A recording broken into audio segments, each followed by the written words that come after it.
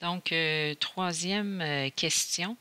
Ici, on vous dit si on a une solution d'hydroxyde de lithium à une concentration d'une mole par litre et que la solution de H2CO3, là, de l'acide carbonique, a une concentration de 2 moles par litre. Donc ici, on a une base et un acide avec des concentrations différentes. Et on vous demande quelle quantité de LiOH, donc combien de cette solution-là je dois utiliser pour neutraliser complètement 200 ml de H2CO3. Donc, c'est les mêmes trois étapes que tantôt. Donc, première étape, ici, en premier, ça va être de déterminer la quantité de H2CO3 à neutraliser. Donc, on garde toujours en tête là, nos réactifs où, pour une mole de H2CO3, j'ai besoin de 2 moles de LiOH pour que la neutralisation soit complète. Donc ici, j'ai une quantité de H2CO3, donc j'ai un volume de 200 ml. Cette fois-là, la concentration de H2CO3, c'est 2 moles par litre. Donc, on doit déterminer combien de moles d'acide on a. Donc, même chose que tantôt, C égale N sur V. On cherche N. Donc, on va faire C fois V égale N. C'est la concentration 2 moles par litre fois le volume ici qu'on doit mettre en litres, 0,2 litres, fois 0,2 litres. Donc, on va obtenir 2 fois 0,2, 0,4 mol de H2CO3.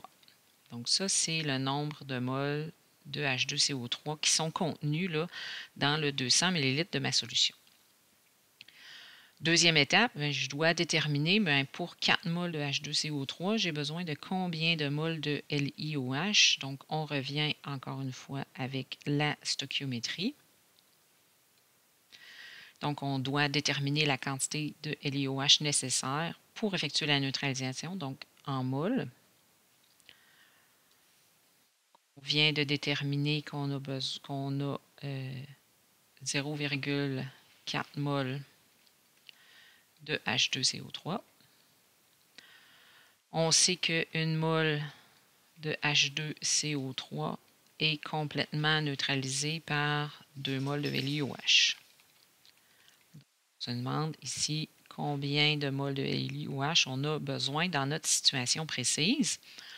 Donc, une mole de H2CO3, 2 moles de LiOH, donc j'ai besoin de 2 fois plus de lui, ce qui me donne un X égal à 0,8 mol de hydroxyde de lithium. Dernière étape, bien, il faut que je détermine le volume de ma solution à utiliser. Donc, combien de LiOH je dois prendre, quel volume je dois prendre pour que j'ai bien là, le 0,8 mol nécessaire. On poursuit ici. Donc, on vient juste de calculer notre 0,8 mol. Si on regarde au départ, on a la concentration de LiOH à 1 mol par litre. Donc, on va reporter ça ici. Concentration 1 mol par litre.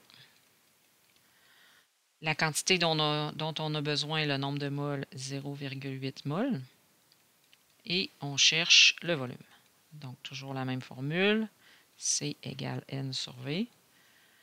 Cette fois-ci, on cherche le volume. Donc, on va échanger les extrêmes de place dans notre fraction. On va donc avoir que le volume égale le nombre de moles divisé par la concentration. Donc, 0,8 mol divisé par 1 mol par litre. Les moles s'annulent, il reste les litres. Donc, 0,8 divisé par 1, 0,8 litres, ce qui est la même chose que 800 millilitres. Donc, le volume, la réponse serait ça, le volume de LiOH à utiliser, 800 millilitres. Donc, techniquement, qu'est-ce qui arrive? Si dans mon cylindre ou dans mon calorimètre, par exemple, j'ai mis ici mon 200 ml de H2CO3.